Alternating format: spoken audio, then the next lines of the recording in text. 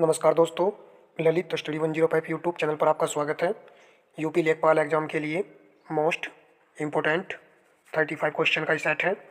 आप इन 35 क्वेश्चन को वैसे लगाइएगा और देखिएगा कि कितने क्वेश्चन आपके सही हुए हैं। कमेंट बॉक्स में कमेंट कीजिएगा, काउंट कीजिएगा। एक बेहतरीन सेशन रहेगा और क्वेश्चन सेट जो है एग्ज़ाम के लिए महत्वपूर्ण रहने वाले हैं। चलिए क्लास को आरम्भ करते हैं। प्रश्न नंबर आपका एक है, गौतम सिद्धार्थ गौतम बुद्ध ने अंतिम अनुभूति के लिए बोध गया जाने से पहले 6 वर्ष तक निम्नलिखित में से किस स्थान पर पवित्रतापूर्वक ध्यान किया। देखिए वेरी इंपॉर्टेंट क्वेश्चन है, एग्जाम में पूछा जा सकता है। तो राइट आंसर हो जाएगा ऑप्शन सी, डुंगेश्वरी गुफा में। जबकि लुम्बिनी में इनका जन्म हुआ था और सारनाथ में इन्होंने प्रथम उपदेश दिया था। कुशीनगर में इनकी मृत्यु हुई थी। प्रश्न नंबर 2 है, कुतुब मीनार दिल्ली की सबसे ऊंची ईंट की बनी मीनार है। इनमें से कौन से राजा ने इसके निर्माण में योगदान नहीं दिया। फिरोज शाह तुगलक, कुतुबुद्दीन ऐबक, अलाउद्दीन खिलजी, इल्तुतमिश। यदि आपने ऑप्शन सी चुना है तो करेक्ट आंसर हो जाएगा अलाउद्दीन खिलजी ने इसके निर्माण में योगदान नहीं दिया। ये आपको याद रखना है। जबकि फिरोज शाह तुगलक ने इसकी 5वीं मंजिल का निर्माण करवा था। प्रश्न नंबर 3 है, भारतीय स्वतंत्र संग्राम के निम्नलिखित क्रांतिकारियों में से किसे मास्टरदा कहा जाता है। राइट विकल्प हो जाएगा ऑप्शन बी, सूर्य सेन को कहा जाता है मास्टर दा। नेक्स्ट क्वेश्चन है, सुभाष चंद्र बोस ने वर्ष 1944 में मोईरांग में INA ध्वज फहराया। वह शहर अब निम्नलिखित में से किस राज्य या केंद्र शासित प्रदेश में स्थित है। देखिए छपने वाले क्वेश्चन है, ये ऐसे वैसे क्वेश्चन नहीं है। राइट विकल्प हो जाएगा मणिपुर। सुभाष चंद्र बोस ने 1944 में मोईरांग में INA ध्वज फहरा था, जो कि ये मणिपुर में है। नेक्स्ट क्वेश्चन है, निम्नलिखित में से किस संस्था की स्थापना महात्मा गांधी ने नहीं की थी। साबरमती आश्रम, सेवाग्राम आश्रम, विश्व भारती और फिनिक्स आश्रम। राइट विकल्प हो जाएगा ऑप्शन सी, विश्व भारती की स्थापना रविंद्रनाथ टैगोर ने की थी, वर्ष 1921 में की थी। जबकि अन्य सभी की स्थापना महात्मा गांधी जी ने की थी। नेक्स्ट क्वेश्चन पर आते हैं। इधर नेक्स्ट है, संसद की प्राक्कलन समिति के संदर्भ में निम्नलिखित में से कौन से कथन सत्य हैं। सत्य कथन का चुनाव करना है आपको। यह सबसे बड़ी संसदीय समिति है। यह लोकसभा के सदस्यों से गठित होती है। इस समिति में 30 सदस्य होते हैं। इसका अध्यक्ष लोकसभा अध्यक्ष द्वारा नियुक्त किया जाता है। तो यहाँ पर 1, 2, 3, 4 सभी सही हैं। सी और डी दोनों में ही आंसर छुपा हुआ है, तो डी आंसर लगा दीजिए। ये सभी बिल्कुल सही है। सभी पॉइंट प्राक्कलन समिति से संबंधित थे। प्रश्न नंबर आपका 7 है, भारत के सर्वोच्च न्यायालय का उद्घाटन रिक्त स्थान फील करना को किया गया था। उद्घाटन संसद भवन अब पुराना है में प्रिंसेस के चैम्बर में हुआ था। बात यह है कि इस क्वेश्चन में पूछा जा रहा है कि भारत के सर्वोच्च न्यायालय का उद्घाटन कब किया गया था। तो राइट विकल्प है 28 जनवरी 1950 को। महत्वपूर्ण प्रश्न है संविधान का ये। प्रश्न नंबर आपका 8 है, संघ एवं राज्यों के मध्य वित्तीय संसाधनों का विभाजन यहाँ पर की सिफारिश के आधार पर किया जाता है। चारों विकल्प को देखिए और आंसर चुनने का प्रयास कीजिए। राइट विकल्प ऑप्शन बी है, वित्त आयोग। यह केंद्र और राज्यों के बीच वित्तीय संसाधनों का विभाजन करता है, ये वाला आयोग। प्रश्न नंबर आपका 9 हो जाता है, भारतीय संविधान के किस संशोधन ने लोकसभा और विधानसभा दोनों में एंग्लो इंडियन के नामांकन को समाप्त कर दिया है। और कौन सा संविधान संशोधन था जिसमें एंग्लो इंडियन के नामांकन को समाप्त कर दिया गया। तो याद रखेंगे ऑप्शन सी, 104वें संशोधन अधिनियम 2019। कब आया था ये? 2019। सी विकल्प आपके प्रश्न का राइट विकल्प था। भारतीय संविधान के किस भाग में मौलिक कर्तव्यों का उल्लेख है। तो मौलिक कर्तव्यों का उल्लेख मिलेगा आपको भाग 4A में। नेक्स्ट पर आ जाते हैं, इधर आइए, इधर यहाँ पर। हरित क्रांति के संदर्भ में HYV बीज क्या है जिन्हें चमत्कारी बीज भी कहा जाता है। तो राइट विकल्प आप चुनिए, ध्यान से देखिए, क्वेश्चन इंपॉर्टेंट रहेगा। यदि आपने डी चुना है तो बिल्कुल सही चुन लिया है। हाई यील्ड वैरायटी, उच्च उपज वाली किस्म, चमत्कारी बीज भी इसको कहा जाता है। और ये HYV की यहाँ पर फुल फॉर्म भी लिखी हुई है। नेक्स्ट पर आते हैं, निम्नलिखित में से कौन शीतोष्ण घास के मैदान है। वेल्ड, डाउन, पंपाज, शीतोष्ण। तो डी विकल्प यहाँ पर राइट है, ये सभी शीतोष्ण घास के मैदान है। ठीक से याद रखना है आपको दोस्तों क्वेश्चन।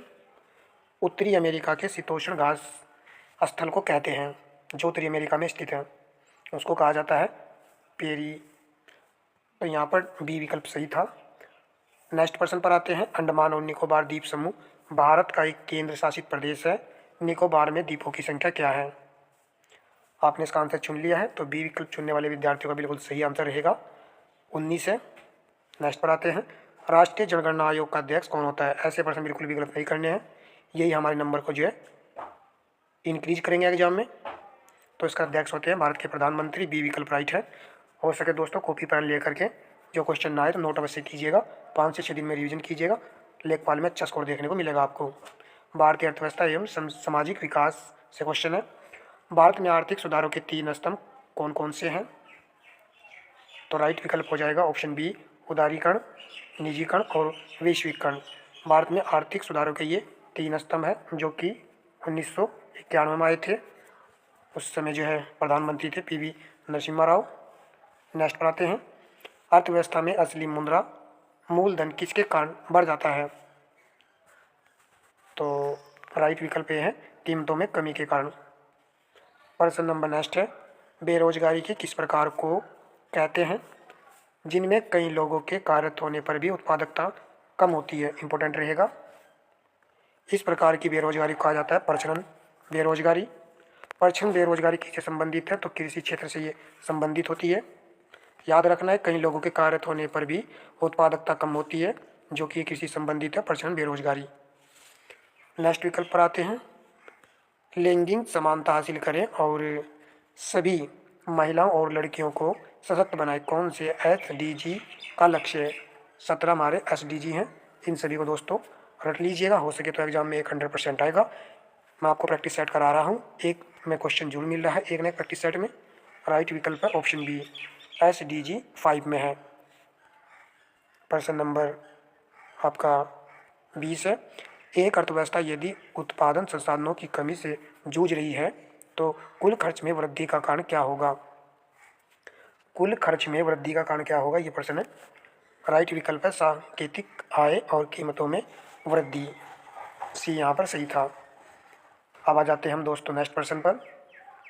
नेक्स्ट प्रश्न हमारा है ग्राम्य समाज एवं विकास।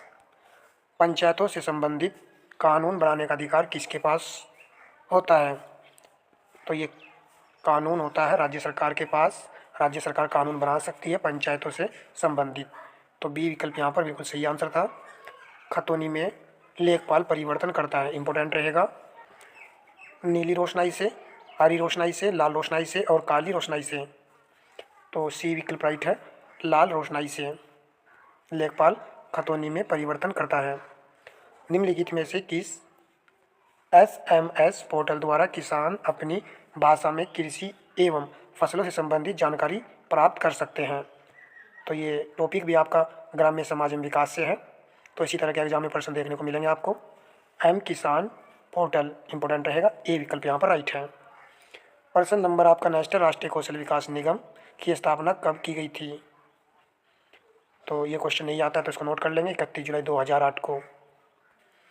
प्रश्न नंबर आपका 25 है। कृषि अनुसंधान संस्थाओं से किसानों को जोड़ने वाली योजना निम्नलिखित में से कौन सी है? किसान क्रेडिट कार्ड योजना है, जो कि किसानों को जोड़ने वाली योजना होती है। प्रश्न नंबर आपका नेक्स्ट आ जाता है, जो कि समसामयिक की घटनाओं पर आधारित क्वेश्चन है ये।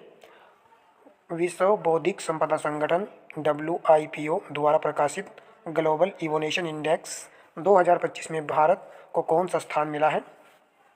तो राइट विकल्प ऑप्शन डी है, 38वां जो स्थान भारत को मिला है इसमें। वर्ष 2024 के लिए भारत रत्न पुरस्कार किसे प्रदान किए गए हैं? तो 2024 में 5 व्यक्तियों को भारत रत्न जो पुरस्कार प्रदान किए गए थे, जिसमें MS स्वामीनाथन थे, PG नरसिम्हा राव और कर्पूरी ठाकुर, लाल कृष्ण आडवाणी और चौधरी चरण सिंह। उपरोक्त सभी यहाँ पर राइट आंसर हैं। नेपाल की पहली महिला प्रधानमंत्री के रूप में किसने कार्यभार संभाला है? शायद पूछ ले, वैसे तो नहीं पूछा जा सकता। सुशीला कार्की। भारत के 15वें उपराष्ट्रपति के रूप में किसने शपथ ली? ये प्रश्न पूछा गया था रेलवे एग्जाम में भी। सीपी राधाकृष्णन। भारत के किस दिवंगत पूर्व प्रधानमंत्री को पीवी नरसिम्हा राव स्मृति पुरस्कार अर्थशास्त्र 2025 से सम्मानित किया गया है? मोस्ट इंपोर्टेंट रहेगा, छपेगा दोस्तों एग्जाम में। पिछले वाला प्रैक्टिस सेट मैंने आपको फुल कराया था जो कि 6 नंबर का था, उसको भी देखिएगा, उसमें भी क्वेश्चन जो है काफ़ी अच्छे क्वेश्चन थे। राइट विकल्प ऑप्शन डी है, डॉक्टर मनमोहन सिंह। नेक्स्ट पर आते हैं, विज्ञान एवं प्रौद्योगिकी। 23 अगस्त 2023 को चंद्रमा के दक्षिणी ध्रुव पर सॉफ्ट लैंडिंग फहराने वाला विश्व का पहला देश कौन सा है? ये अपना देश है भारत। 23 अगस्त को हम मनाते हैं अंतरिक्ष दिवस। प्रश्न नंबर 32 है, भारत का प्रथम प्रायोगिक भू परीक्षण उपग्रह कौन सा है? ऐसे क्वेश्चन को नोट कीजिएगा भाई। इसका नाम है भास्कर फर्स्ट। कॉपीराइट किससे संबंधित है? राइट विकल्प यदि आपने सी चुना है तो सही है, साहित्य एवं कला से संबंधित है। प्रश्न नंबर आपका नेक्स्ट है, तेजस दोस्तों चर्चा में रहता है ये। भारत का पहला स्वदेशी लड़ाकू विमान तेजस है, किसके द्वारा विकसित किया गया है? बिल्कुल सही प्रश्न पूछा गया और ऐसे प्रश्न ही पूछे जाते हैं एग्जाम में। तो हाल के द्वारा HAL, ठीक है, हिंदुस्तान एरोनॉटिक्स लिमिटेड के द्वारा इसको विकसित किया गया है। निम्न में से कौन सा सूक्ष्म जीव नहीं है? बैक्टीरिया भी है, वायरस भी है, फफूंद भी है, जबकि केचुआ एक सूक्ष्म जीव नहीं है। डी विकल्प यहाँ पर राइट आंसर है। तो दोस्तों 35 क्वेश्चन हमने यहाँ पर कंप्लीट किए हैं। आपको सेशन जरूर पसंद आया होगा, पसंद आने पर दोस्तों चैनल से जुड़िएगा ताकि और भी क्वेश्चन आपको कराए जाएँ। नेक्स्ट पार्ट में आपको मिलेंगे। आप बताइएगा कि आपने 35 में से कितने क्वेश्चन करेक्ट किए हैं, कमेंट बॉक्स में जरूर कमेंट कीजिएगा। धन्यवाद दोस्तों।